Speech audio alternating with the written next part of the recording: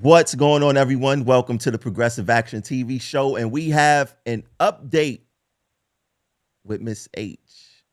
What's going on, Miss H? How you doing today? Good evening, my brother. How you doing? I'm good. I hear that you got some good news to tell the people from, the MTA trying to hit you with workers' compensation fraud. I heard through the grapevine. Yes, my brother. The judge ruled in my favor. I'm happy about that. I had to fight for Let's that, go. fight for my life. Um, the Ford thing that was um about a trip that I took, but that's ongoing. I'm not going to get into that any further. But the main thing is I won, and no help from the union, of course. Now let me ask you a question. From we did the video, and of course, someone's seen it. Who hit you up as a result of us doing that video? Donald Yates, the vice president, whatever his title is. Yeah, vice president of Map Store. And when Donald Yates contacted you, what did he say? Well, first of all, he contacted me through Facebook Messenger Saturday morning. And he was like, hey, sister Tasha H. It was brought to my attention. I'm not quoting exactly what he said, but it was brought to his attention and that he's here to help me in my situation. I said, fine. Um, I called you up. We did a three-way. You took over the conversation. And he said that he was going to do everything he can. I waited. I noticed on Facebook he had no problems attending the Now Manhattanville hold on Christmas party. before we get into that. I want to I'm talk a little sorry. bit about the conversation because you did want me on the line with you, to talk about how to attack this and who he needs to speak to. And what I would say is that a lot of these reps don't have a plan on how to fight. Um, don't know what to do, specifically speaking, regarding workers' comp. And it seemed like an area that Donald Yates was not familiar with. And of course, I'm more familiar with it because I've been through it actually. And, I'm trying to give him the plays. And I'm not going to say he wasn't receptive. He was very receptive of what I was saying and how he should attack it. And, he tried to do something, but management end up not meeting with him anyway, because of whatever happened. But you said that he was at was a party over the weekend or something like that. Yes, I saw on Facebook he attended the Manhattanville Christmas party. And again, he reached out to me, telling me that he was here to help me and everything. And he had to do, um, you was there in a three-way conversation and how he kept stating that he had to do an investigation. And once he found out about the 114A, that he was going to reach out to me. So my lawyer would have ammunition to fight for my hearing. So after we ended the conversation, I was like thinking back, and my brother, you did your thing because yes, you was calling out names. You mentioned that MTA is a 24-hour operation, so it's no excuse for him unable to reach out to anyone because MTA employees has laptops that MTA issues them that they The work from workers comp home from. department, yeah, they have laptops. That's correct.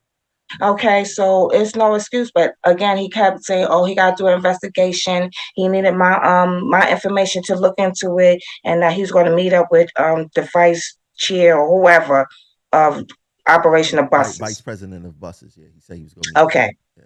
Well, my memory is not that well. Like I said, you was there in the conversation too, and so I waited and I waited, and he called me Monday morning telling me that he was going to meet with this. So I can't remember the person's name. He was going to meet with so and so in a meeting. He's aware that my is at 3 p.m. Monday, and that he was going to meet with the guy. I think 12, 11:30, 12, or whatever. Yeah, and Okay, fine. mhm. Still was waiting. 2 o'clock came. 3 o'clock came. Showtime. He never called me to Wait, give so me the. wait, because I don't know this part of the story. So Yates, I remember when us being on the phone, he said that he'd have an answer for you by 12 o'clock Monday.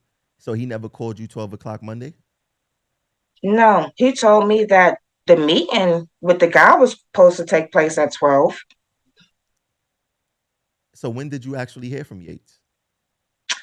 after 6:30 that evening Wow. after So I had he my didn't. hearing. So he didn't even check in prior to you having a court date. He did. He checked in prior that morning to tell me about this meeting and that he was gonna get in touch with me with info regarding the 114A, so my lawyer would have to fight with. So no, what I'm saying is that he didn't.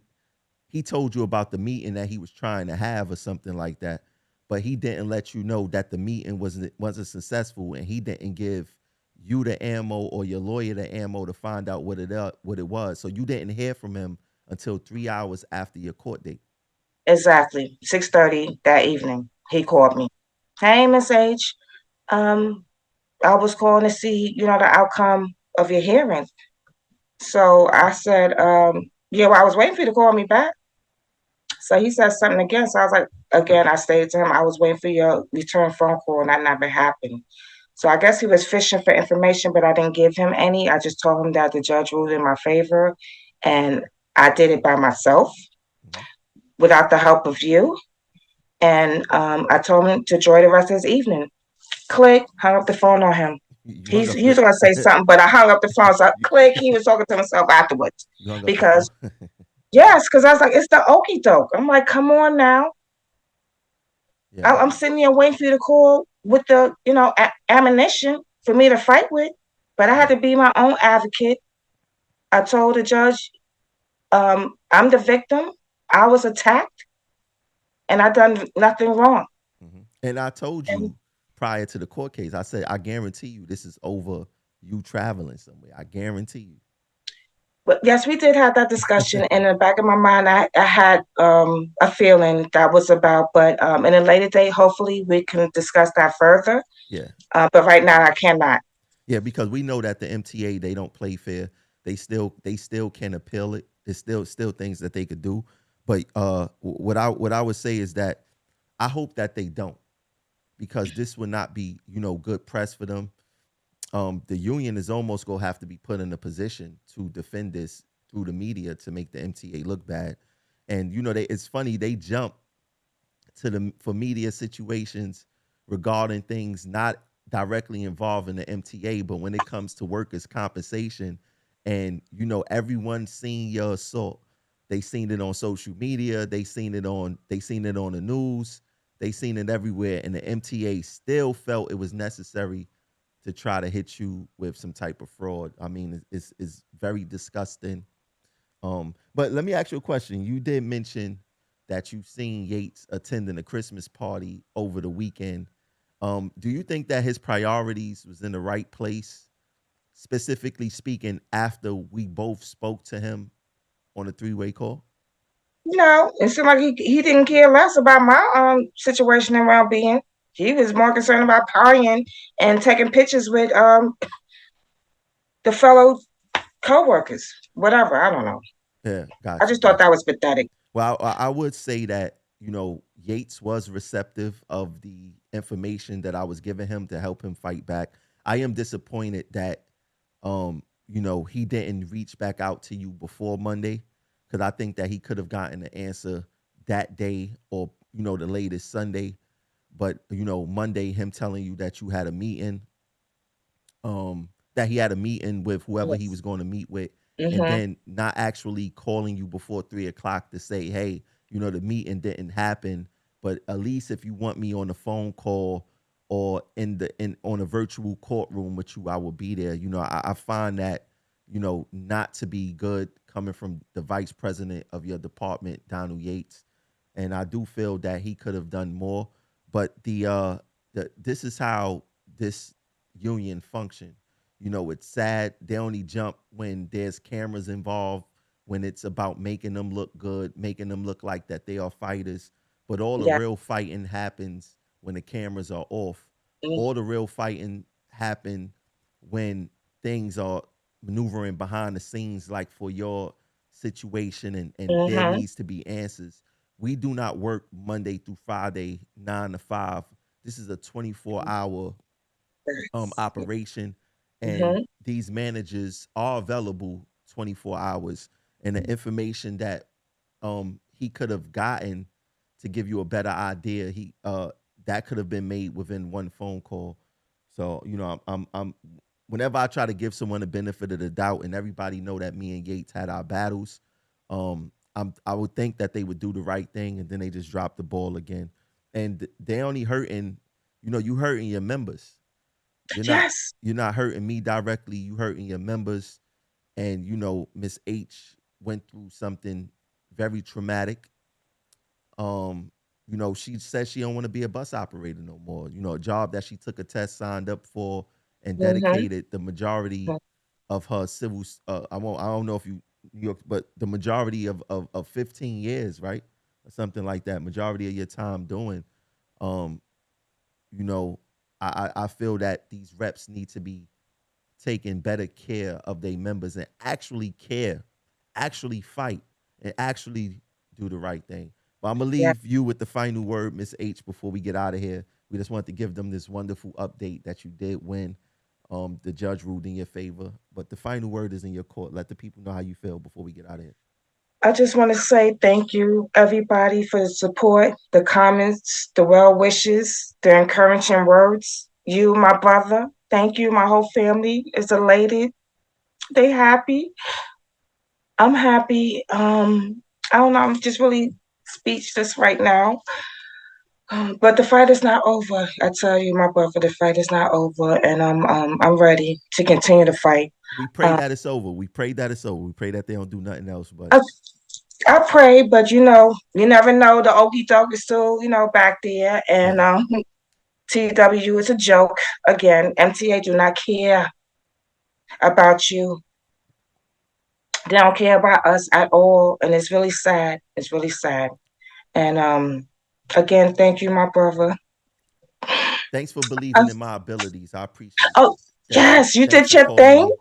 Thanks for believing in me. And Of course.